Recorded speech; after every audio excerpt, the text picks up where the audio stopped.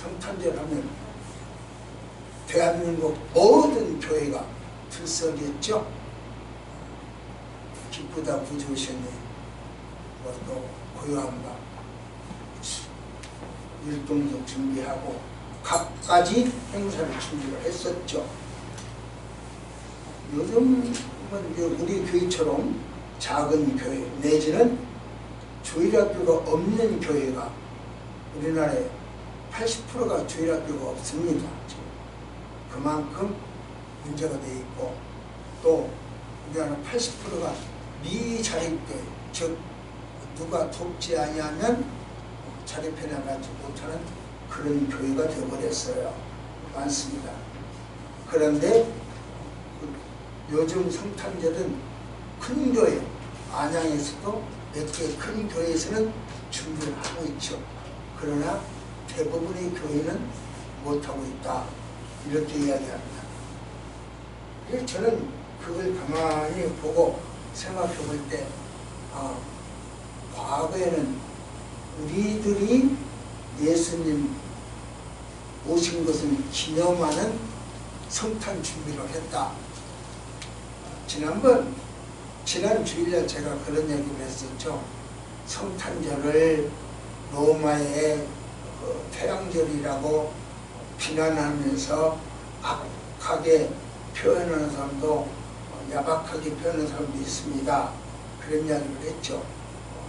전혀 성경적이지 않은 성탄절이다, 그렇게 말하는 사람들도 더러 있다, 그렇게 이야기를 했었죠. 그게 그때 제가 홍생물 예를 들어서 말씀을 드렸었는데, 사실 그래요.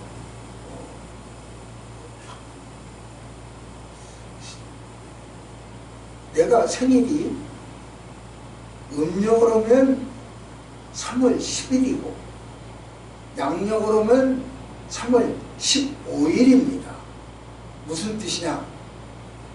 3월 10일은 집에서 세는 음력이고 3월 15일은 호적상의 기록이고, 나는 그것저것 다 치우고 양력으로 3월 15일 이렇게 준비를 해요. 알고 기억을 하고 있어요. 그러면 그게 성경적이요, 비성경적이요? 생일날 언제 어떤 방법으로 기념을 하든 그걸 이러네 저러네 탓하는 옹졸한 사람들, 그럴 필요가 없죠. 이 사람은 국수 먹고 기념하고, 이 사람은 만세 불러 기념하고, 이 사람은 태극기 걸어놓고 기념하고, 각각 자기 방법으로, 우상 숭배가 아니라면 자기 방법을 하면 된다. 날짜가 명쾌 우상 숭배하는 날하고 똑같이, 그런 축제를 똑같이 결정이 되었습니다 라고 하는 것을 제가 지난번에 말씀드렸고요. 그런데 오늘 제가 저 이야기를 하는 것은 성탄절을 준비하는 각가지 방법이 지금까지는 내가 생각할 때 나 안명복이를 비롯해서 사람들이 준비를 했다, 성탄 준비를. 그런데 하나님이 성탄 준비를 하셨다는 것은 제가 미처 깨닫지 못했어요. 금년에야 깨달았어요. 그 전까지는 제가 초등학교 4학년, 우리 손자보다 한 살 더 많을 때, 초등학교 4학년 때부터 지금까지 교회를 다니는데, 제가 가끔 이야기를 합니다. 교회 다니는 동안 딱 2번 빠졌다고, 주일날. 한 번은 여차저차해서 누구를 꼭 안내를 해야 할 입장이 돼서 안내하느라고 빠졌고, 한 번은 제가 몸에 문제가 생겨서 빠졌고, 딱 2번 빠졌어요. 그리고 초등학교 4학년부터 지금까지 다 개근상이야. 물론 외국 갔을 때는 제일이죠. 이야기는 그렇게 오랫동안 교회를 다녔으면서도 하나님이 성탄 준비를 하셨다는 것을 몰랐어요. 깨닫지 못했어요. 이번 기간에 설교를 준비를 하면서 비로소 깨달았어요. 그래서 저는 성탄 준비를 하나님이 준비하신 성탄이라고 제목을 잡아봤습니다. 지금까지는 안명복 목사를 비롯해서 인간이 준비를 했는데 지금 오늘 말씀드리는 것은 하나님이 성탄 준비를 하시더라, 그 이야기합니다. 세례 요한은요, 세례 요한은 예수님의 전대였어요. 전대는 뭐냐면 앞에 가면서 그 뒤에 대감이 가거나 왕이 갈 때 그 앞에 가면서 쉐 물러가라, 무슨 대감 행차시다, 이게 전대야. 그러니까 엘리야가 갈멜산에서 뛰어내려가서 막 뛰어가서 뛰어가는 것도 전대야. 왕 앞에 뛰어가는 것도 전대야. 그래, 전대는 있어도 되지만 없어도 되는 예의 인물이요. 별로 관심 없는 인물이에요. 그러한 전대를 향하여 요한이 말하기를 기적으로 태어나서, 기적이야. 요한이 태어난 것은, 그 전대가 태어난 것은 기적이야. 이렇게 이야기를 해요. 그게 누가 보면 1, 2장 나오는 그 사건이에요. 그래서 저 할머니한테 뛰어가고 막 이런 거지. 엘리사벳한테 뛰어가고 막 이러죠. 기적이라고. 임신 못하다고 하는 할머니가 임신을 했어. 기적 아니냐. 그 전대를 출신을 기적으로 해야 돼요. 왜? 그 전대 다음에 오는 사람은 더 기적이라는 거죠. 그러니까 전대보다 뛰어난 이분은 완전히 기적으로 태어났다, 그 말을 하려고 세례 요한도 기적을 하고 하는 이야기를 합니다.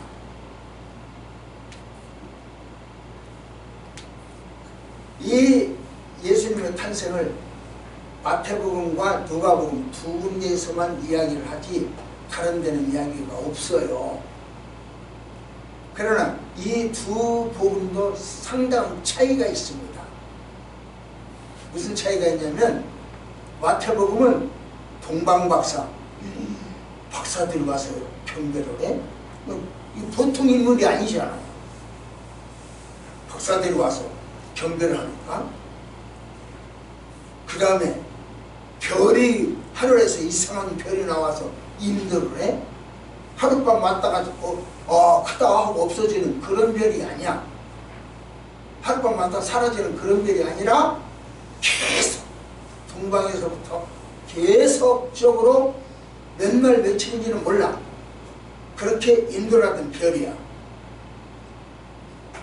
별이 인도를 해? 이거 보통 문제가 아니네, 이런 이야기죠.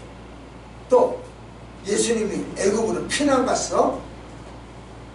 망명 가는 것은요, 왕이 아니면 망명을 안 갑니다. 망명이라고 안 해요. 왕이 가면 망명이죠. 대통령이 가면 망명이지 않습니까? 그러니까 예수님이 애국으로 망명 가서 이런 문제가 나오죠. 이런 걸 볼 때에 예수님은 왕이다, 왕손이다, 그걸 말하는 것이 마태복음이에요. 그래서 일컬어서 마태복음을 한마디로 말하면 왕의 복음이다. 어떤 경우는 어쩌면 그것도 나올 거예요. 그리고 왕의 복음이라고 하고, 그 다음에 누가복음에서는 정반대요. 예수님은 초라한 마국간에서 태어났다. 임신녀가 그 머나먼 길 147km나 되는 머나먼 길입니다. 그걸 말 타고 갔다. 참 힘들었겠죠. 그렇게 하고.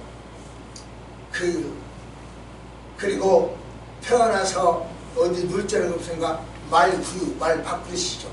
말 구유에 넣어서 추위를 피했다. 뭐 이런 식이야.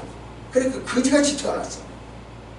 그러니까 하나는 왕으로, 와처는 왕으로, 누가는 거지같이 천대받는 사람. 그렇게 해야 되는 거야. 그래서 총의 복음이냐 그렇게 해야 됩니다. 마태는 왕의 복음, 누가는 종의 복음, 이렇게 말하고 있습니다.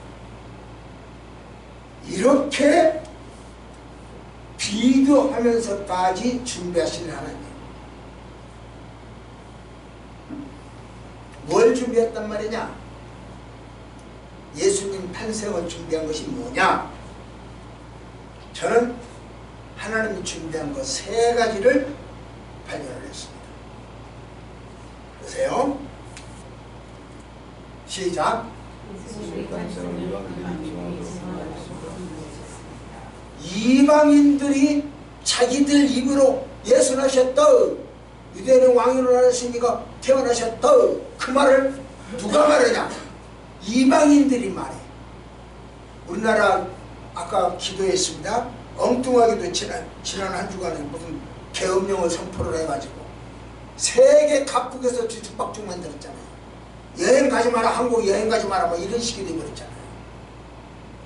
뒤죽박죽이 됐어. 그건 누가 이야기하냐면 다른 세계 각국 다른 외신들이 이야기를 해요.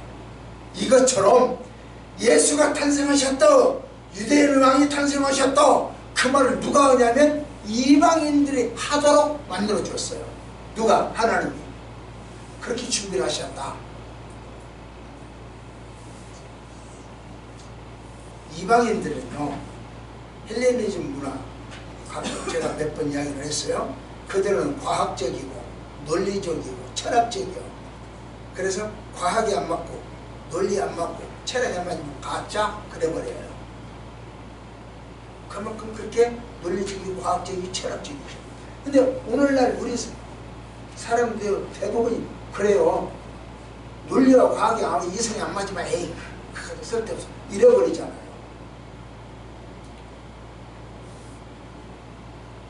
그런 사고를 가진 이방인들에게 그들이 예수다, 정말 예수가 하나님 아들이 태어났다 라고 입을 열어 말할 수 있도록 하나님은 준비시켰다는 거죠.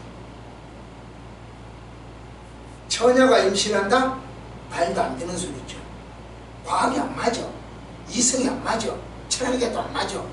그러니까 그건 가짜야.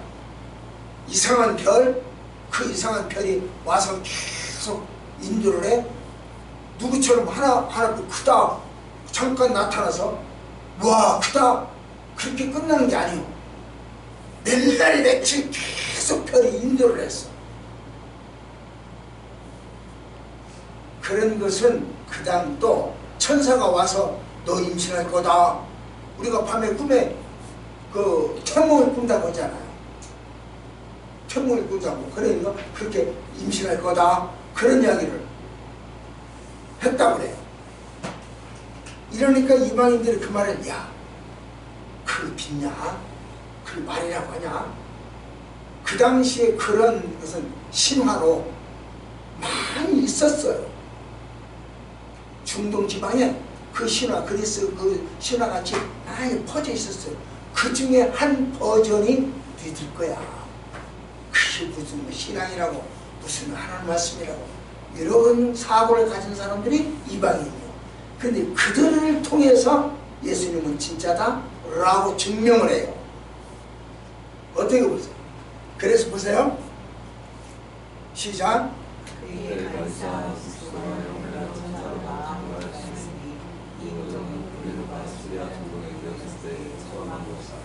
예, 이 이야기는 여가 두 번이요. 인구조사를 두 번 했어요. 누가 한 번 했냐면 수리아 총독이 있을 때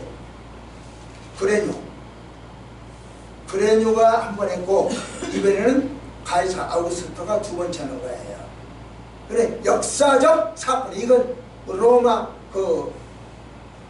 뭡니까? 사기에 나와 있어요. 역사서에. 그러니까 이 성경과 일반 사회 역사와 똑같아. 이게 그 말이에요. 하나님은 이것을 이야기를 해요. 오늘 본문에서. 아, 그때 역사적인 이 세속 역사와 이 그리스도의 탄생 역사가 같은 시기였구나. 그걸 이야기하고 있는 거예요. 그래 역사적으로 증명이 되는 거예요. 그러니까 고고학자들이나 역사학자들이 이 말 때문에 말을 못해요. 가짜다, 예수 탄생 가짜다, 그 말을 못해요. 연도는 잘 조금씩 왔다 갔다 틀려도 한두 해 왔다 갔다 뭐 4년간 좀 차이가 생겨요. 왔다 갔다 할지라도 이때 이 사건만 확실하구나 이렇게 된 거죠. 당시에는 호적을 하려면 자기 고향 출생지로 가야 돼요. 고향으로. 그러니까 이제 베들레헴으로 가는 거예요. 가서 거기 가서 해야 되니까. 그렇다면 3달이 가까운 말이야. 거기까지 147km나 되는 거리를 걸어간다는 것이 쉬운 일은 아니죠. 말 타고 간다는 건 쉬운 일은 아니죠. 그러니까 어쩌면 감사보다 원망이 더 많았을 것 같아요. 해는 뜨겁게 내려져 있죠. 터덕 풀러 낙타가 가면 풀러 한마디 가면 배가 틀려 이랬을 거 아니에요. 만삭이니까. 그때마다 어쩌면 배 속에서 또 어떤 발이 왔을는지도 모르겠죠. 힘들어. 가서 보니 방도 없어. 여관이 없어. 그래서 남의 집 허름한 마구간을 빌렸어. 그리고 거기서 애기를 낳아. 애기를 어디다가 놓을 데가 없어. 그러니까 말 바꿀 수보다 집어넣어. 그러니 불평, 불만, 원망, 짜증이 더 많았을 것 같아요. 그런 현실. 당시 정치적으로나 행정적으로 실세에 있었던 가이사 아우구스토 사건, 오정룡, 이 예수님의 탄생과 직접적으로 똑같은 시기라고 하는 것을 연결 지어줘서 아하, 호정령을 내린 것은 예수님의 탄생을 준비한 것이구나. 이렇게 할 수 있죠. 하나님이 탄생을 준비하셨다. 우리가 아는 대로 이스라엘 백성은 바벨론에서 70년간 나라 없이 살았어요. 하나님은 범죄한 이스라엘 백성들에게 깨닫고 회개시키기 위하여 바벨론을 들어서 썼어요. 마찬가지로 예수님의 탄생을 합법적으로 또 역사적으로 증명시키도록 가이사 아우구스토를 들어 쓰셨어요. 세속 역사를 들어 쓰셨어요. 선어공이 부처님의 손바닥 안에 있었다고 하죠. 세속 역사가 그리스도의 손바닥, 하나님의 손바닥 안에서 주관된다고 할 수 있습니다. 인류 역사가 생사화복이 하나님의 섭리 속에서 이루어진다는 것을 알 수 있어요. 오늘 우리 주변에 예수 믿지 않는 저들이 득세하고 저들이 출세하고 저들이 흥황할 수 있습니다.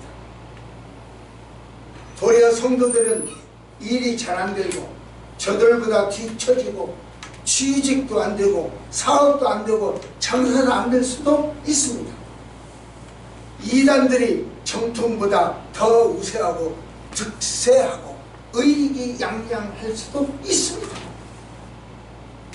하나님은 세속 역사를 통해서 당신의 뜻을 이루어가고 있기 때문에 그럴 수도 있다는 이야기입니다. 세속 역사, 우연히 이루어지는 것이 아니라 하나님의 섭리와 계획 속에서 진행되더라. 이게 그 말이에요. 브레뉴 때 또 아구스토스 때 다 그 이야기. 오늘 이때 또 하나님의 섭리와 계획 속에서 이루어진다. 하나님 제가 먼저 이야기한 적이 있습니다. 이렇게 말합니다. 시작.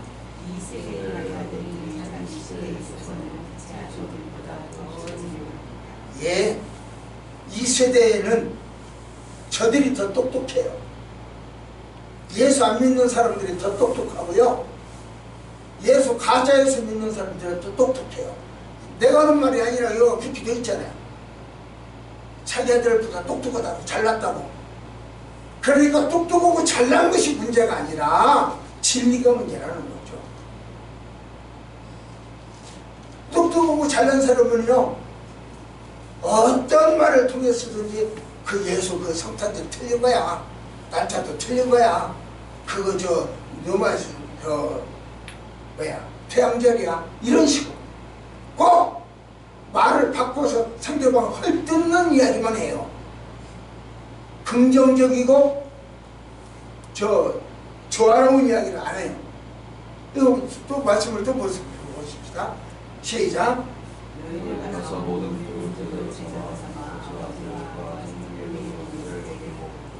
내가 너희에게 금방 모든 것을 말하여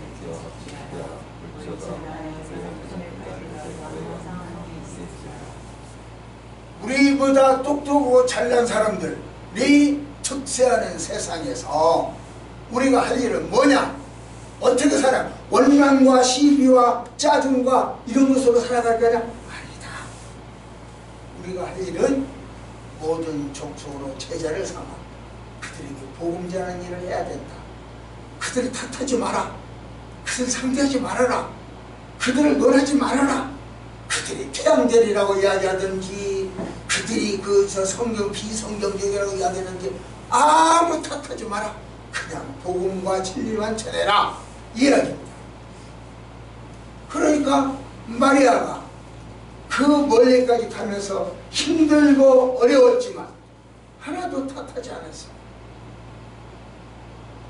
오직 내 안에 있는 성령이 주신 예수 그리스도, 이 출산을 염두에 뒀지 나머지 환경을 탓하지 않았다는 뜻입니다. 그렇기 때문에 한번 보십시오. 시작.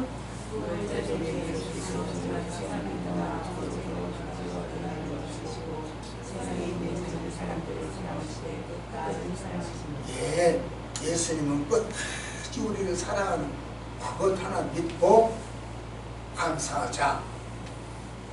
이건 하나님은 세속 역사를 통하여 예수님의 탄생을 준비하셨습니다.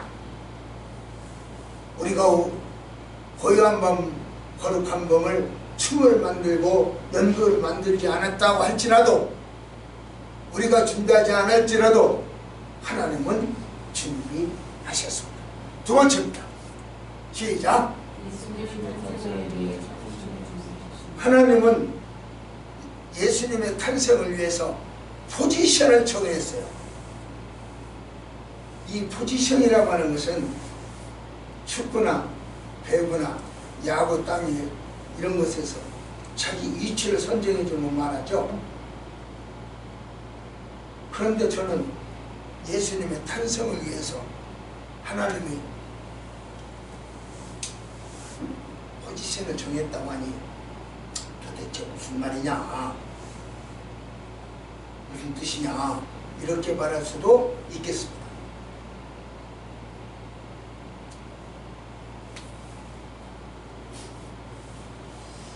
요셉과 마리아는 약혼을 했어요.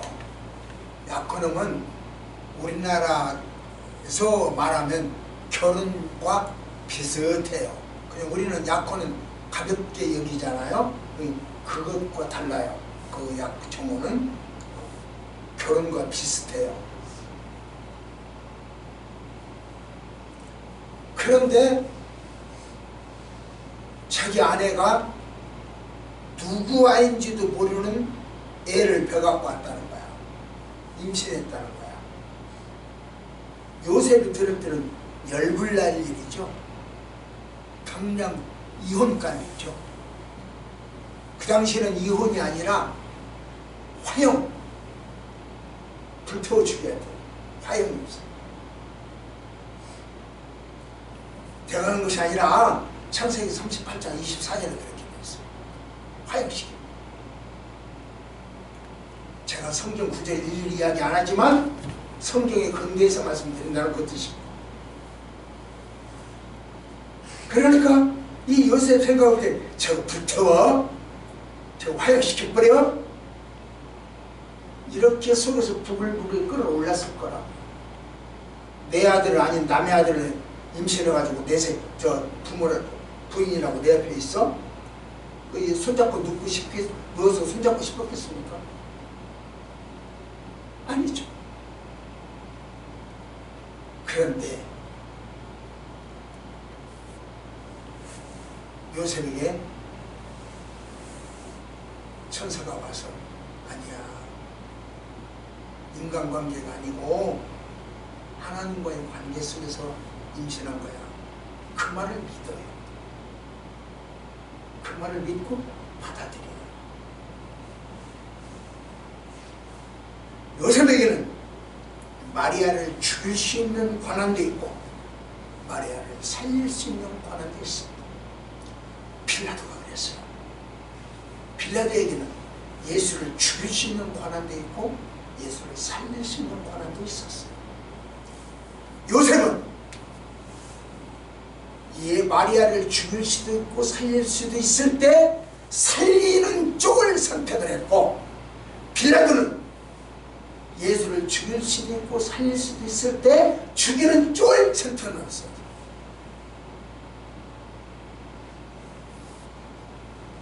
두 가지 다였어요. 여러분이 내 편을 살릴 수도 있고 죽일 수도 있어요.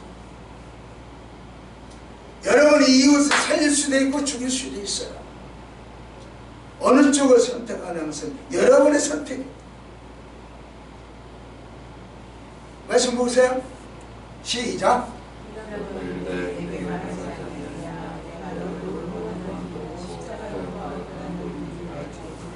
예, 빌라도에게는 권한이 있어. 단단해요.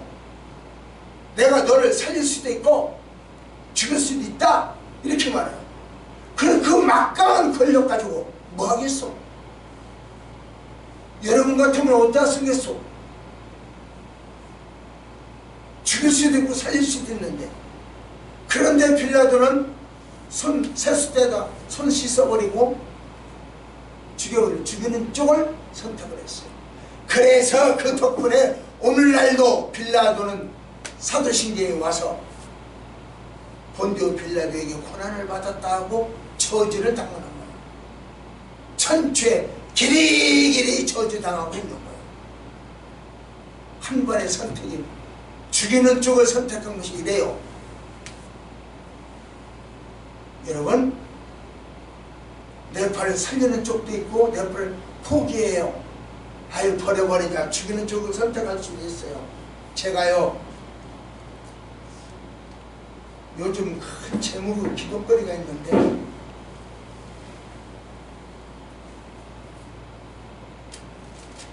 제 통장에 며칠 전까지 빵은 영원 이런 거 없었어요. 영원이요.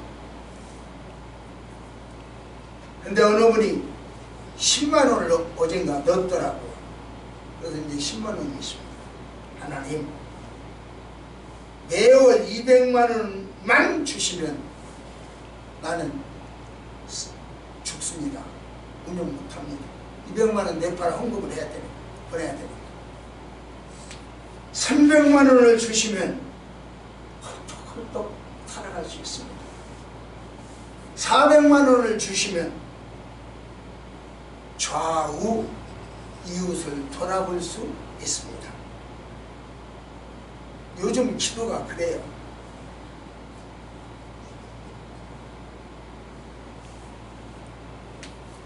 포기해버리고 싶어. 포기해버리면 간단해요. 빌라도가 예수를 포기해버렸듯이 나도 여러분도 포기해버리면 간단해요. 그러나 기도한다는 것.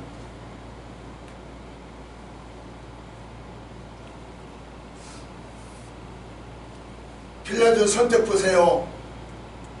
시작. 예수를 십자가에 못 박고 그를 내가 죽였습니다.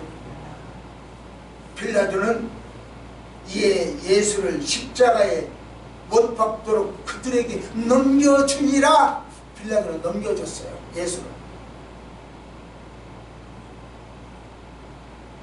그 막강한 권력을 사람 죽이는 데 썼어요. 요셉은요, 마리아의 임신을 알고도 마리아를 버리지 않았어요. 빌라도는요, 예수님의 무죄를 알고도 예수를 버렸어요. 당연히 본디오 빌라도에게 고난을 받았사, 그 이야기입니다. 잘 살 수 있고 구원받을 수 있는 절호의 찬스 놓쳐버렸어요. 여러분, 지금 힘듭니까? 어쩌면 하나님 만날 수 있는 절호의 찬스입니다.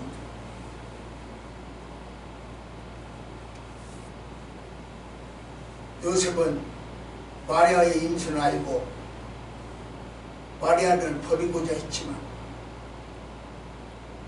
죄의 사자의 번고대로 마음을 고쳐먹었습니다. 그렇게 예수님의 족보에 올랐어. 여자는 족보에 못 올라요. 요즘은 우리나라 쪽 오르더라고요. 우리나라도 옛날에는 족보에 못 올랐어요. 이때도 그래요. 족보에 못 올라요. 그런데 마리아는 올랐어. 뭐해서? 이 고난을 갖고 이겨나서 동정녀가 임신했다고 하는 고난, 화형당해야 할 고난 겪고 나서 그런 그렇게 됐어요. 여러분이 지금 당하는 고난, 지금 당하는 어려움, 지금 당하는 슬픔 겪고 나면 족보에 오른 마리아처럼 여러분에게도 참으로 값진 일이 생길 줄 믿습니다. 하나님은요, 아구스토의 호종령을 통해서 사생 하나 다름없는 예수,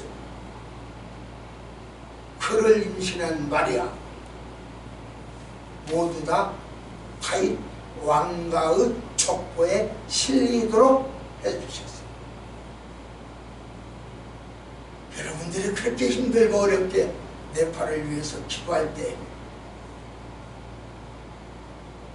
여러분의 족보도 하나님의 족보에 기록될 줄 믿습니다.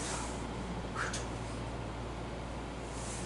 포지션, 하나님의 족보에 오르는 포지션, 여러분의 포지션을 하나님이 준비하신 줄 믿습니다.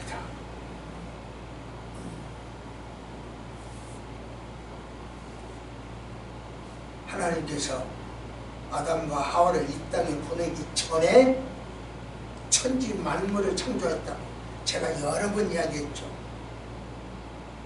아기 낳기 전에 엄마는 출산 준비를 다 한다고. 요람도 준비하고 이불도 준비하고 기저귀도 준비하고 미역도 준비하고 장갑도 양말도 다 준비한다고. 다 준비하고 나서 아기가 나오면 너가 되라 하고 아기한테 다 줘버리잖아요. 시편 엄마가 다 사다가 누구한테 줘? 아기한테 다 줘버리잖아요. 이러듯이 우리 하나님은요, 아담과 하와가 이 땅에 태어나기 전에 이 땅에 있는 것들 다 만들었어요. 해도 만들고 달도 만들고 별도 만들고. 그건 비유로 할 일이 아니에요. 물리적 해고 질량적 해고 별도 달도 다 그래요. 다 만들었어요. 딸랑이 사놓고 이불 사놓고 기저귀 사는 것처럼 나무도 만들고 산도 만들고 하늘도 만들고 땅도 만들고 물도 만들고 다 만들었어요. 다 준비했어요. 그리고 나서 아담이 태어나니까 너 가져라 그랬어. 하와가 태어나니까 너 가져라 그랬다고요. 그 너 가져라 볼까요? 시작. 그들에게 복을 주시며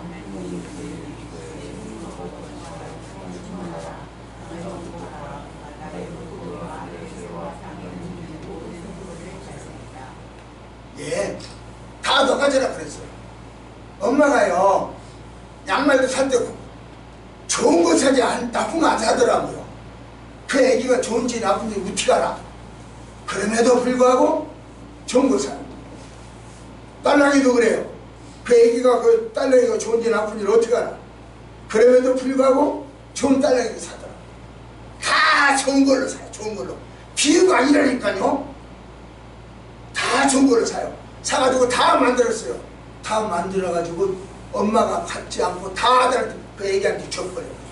우리 하나님도 천지를 다 물질적으로, 비유가 아니고 물질적으로 다 만들어가지고 아담한테 다 줘버려요. 너 가져라. 28절에 그렇게 해야 돼요.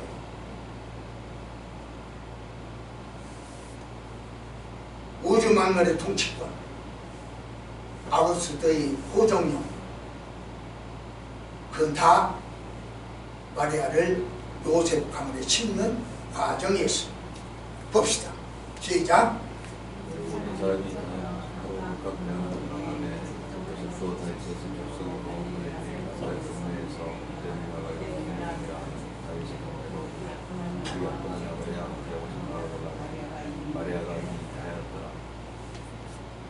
아까 얘기했잖아요. 피곤하면 안 되죠. 엄마는, 임신부는.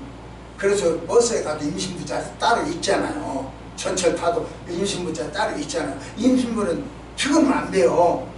넘어져도 안 돼요.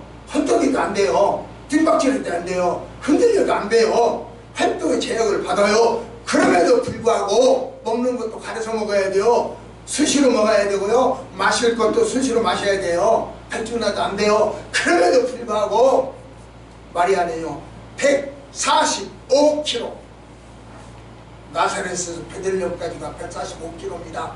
그래 갔어요. 그 뜨거운 햇빛에서. 불평보다 불평불만이 얼마나 많이 나왔겠어요. 원망이 그럼에도 불구하고 마리아는 아무런 원망 없이 거기까지 갔어요.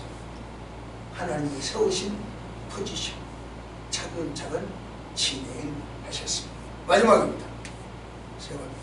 세 번째로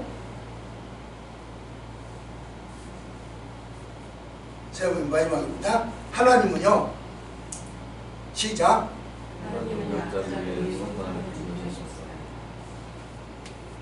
약자를 위해서 성탄을 준비하십니다. 한번 볼까요? 약자를 위해서 준비합니다. 시작. 거기 있을 때 그때 살라리 차서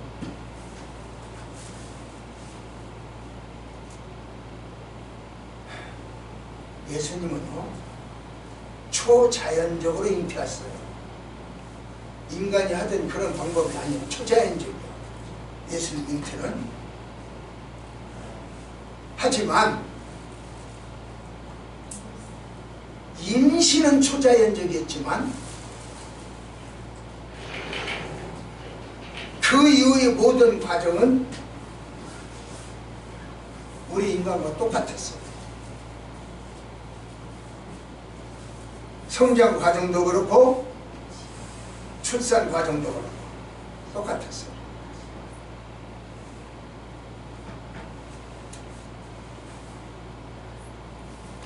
그러기에 보세요. 시작. 너희가 거기서서 그게 되었으니 이 여관에 있을 곳이 없으니라.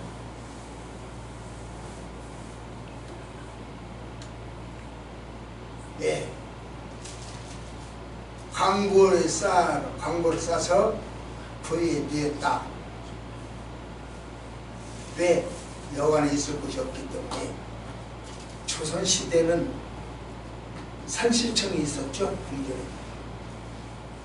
왕비, 왕실, 여성들만 출입하던 장소, 그리고 의만 출입하던 장소였어요. 그러나 만왕의 왕이신 예수님의 탄생은 말부유 이렇게 초라했어요. 왜 그랬을까요? 약자를 위해서 오신 예수이기 때문에 그래요. 석가모니는 궁중에서 태어났죠. 약자를 위해서 온 석가모니가 아니고 잘 먹고 잘 살기 위한 장소였어요. 그러다가 마음 고쳐먹었을 뿐이요. 예수님은 처음부터 아예 약자를 위해서 오셨어요. 그렇기 때문에 탄생하는 장소가 그랬어요.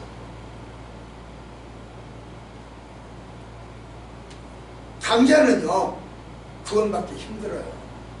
왜? 예수님 약자를 위해서 왔지 강자를 위해서 오시지 않았잖아요. 병든 자를 위해서 왔지 건강한 사람을 위해서 오시지 않았잖아요. 그렇기 때문에 건강하지 못한 사람 예수 만날 수 있고 구원받을 수 있어요. 약한 사람 예수 믿고 구원받을 수 있어요. 돈 많은 사람도 니고데모처럼 약자일 수 있고 사케오처럼 돈 많아도 약자일 수 있어요. 그러니까 돈 많고 육체적으로 건강하다고 해서 다 강자가 아니에요. 사케오는 돈 많았지만 약자였어요. 그렇기 때문에 예수 만난 거예요. 돈이 예수를 결정하는 것이 아니라 자기 마음가짐 예수를 결정하는 거예요. 구원을 결정하는 거예요. 그렇기 때문에 자기가 아무리 똑똑해도 강자가 있고 약자가 있어요. 아무리 무식해도 강자가 있고 약자가 있어요. 우리는 약자여야 합니다. 내가 무엇인데 해버리면 예수 못 만나요. 내가 무엇인데 하면 구원 못 받아요. 내가 감람나면 내 구원 못 받아요. 내가 천부인내 구원 못 받아요. 내가 무엇인내 구원 못 받아요. 강자는 구원 못 받아요. 예수 못 만나요. 약자여야 돼요. 왜? 예수님이 약자를 만나 주러 오셨기 때문에 그렇습니다.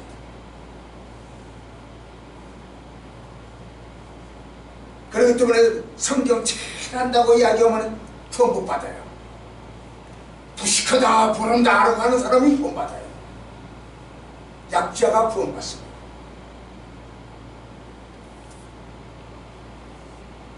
동방박사들은 예수님이 어디서 태어날 것으로 생각했냐?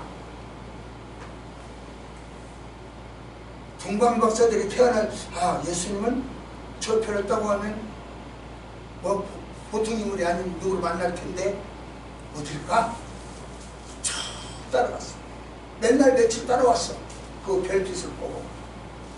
그러다 보니까 자기 앞에 큰 성이 나와. 솔로몬 대왕과 같이 살았던 성, 헤롯 대왕이 지었던 그 궁전 큰 성이 나와. 아! 예수는 저 성에 나오구나. 그 다음부터는 별을 쳐다보질 않아. 저 성으로 뛰어가. 그래서 그 큰 성으로 찾아가. 임금님, 예수로 왕으로 나시려고 어디 계세요? 물어봤어요. 이게 그 말이에요. 시작.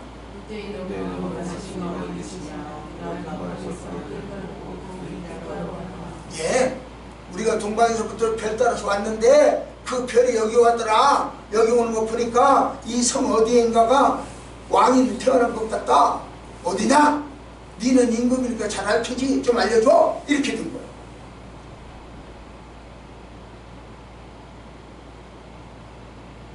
여러분, 제가 초등학교 4학년 때부터 지금까지 별 따라왔다고 그랬잖아요. 여러분들은 언제부터 별 따라왔는지 모르겠어요. 그러나 동방박사들이 화려한 예루살렘을 보고 별을 잊어버렸어. 그러듯 여러분들이 별을 잃어버리는 사람이 되지 않았으면 좋겠어요.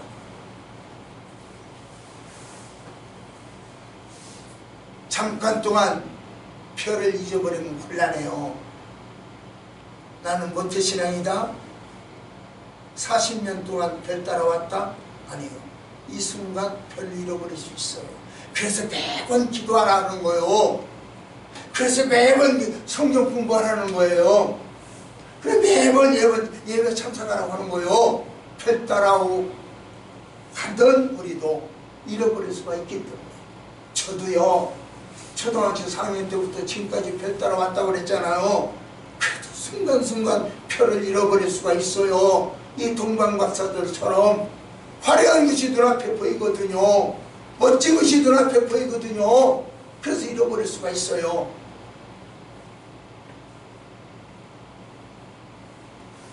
예수님은 약자를 위한 의원입니다.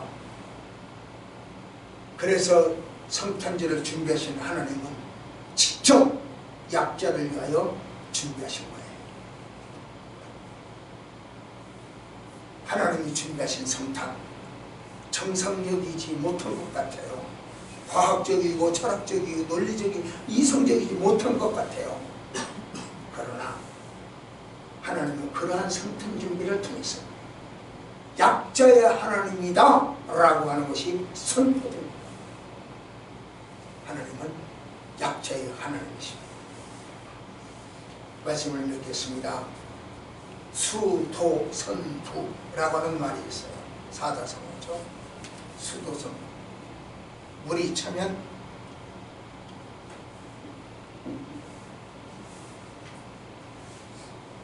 배가 뜬다는 얘기예요. 파나마운에 거기도 물이 차면 배가 떠요. 그 원리.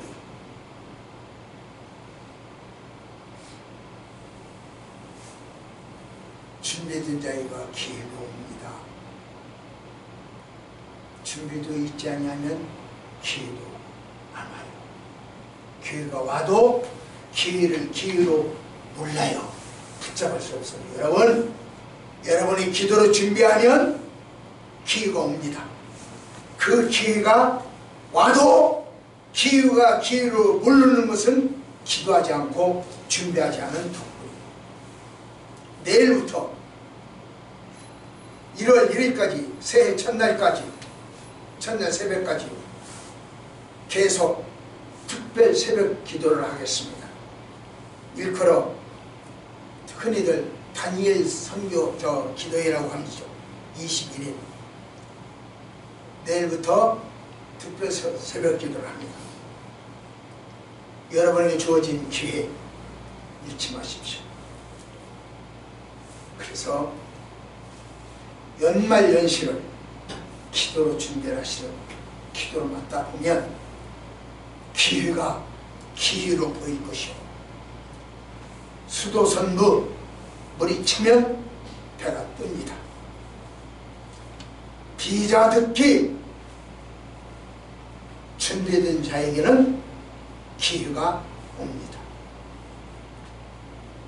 수도선부 비자 듣기로 내일부터 새벽기도 5시 반 잊지 않았으면 좋겠습니다. 기도하십시오. 이 밤을 세우면서 하나님을 노래하고 찬양하고 경배하고 싶은 저희들입니다. 하나님, 오늘 아침에 주신 은혜가 밤까지 내일까지 지속되어질 수 있게 해주시고 내일부터 새벽 5시 반에 있을 새벽기도 주님께서 간섭하여 주셔서 주님 만나러 준비하는 우리 성도들 되어지게 하옵소서. 예수님 이름으로 기도드리겠습니다. 아멘. 찬송